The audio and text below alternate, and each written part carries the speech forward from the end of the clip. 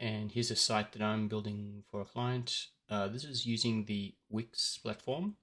Again, highly recommend WIX and Squarespace. It makes something very easy to put together a beautiful website, something that looks very good, looks very professional, and at the same time is easy to maintain afterwards with regards to the client yourself. When you have your website, you don't need a webmaster to actually have to access or do any changes. You can easily get in and make the changes yourself. So it's easy to do with these platforms. They also, the platforms pretty much look after themselves, so you don't need to be a tech expert.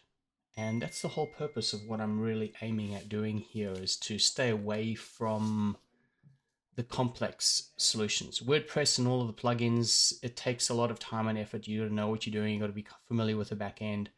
So that side of things can be challenging if you're not a tech expert.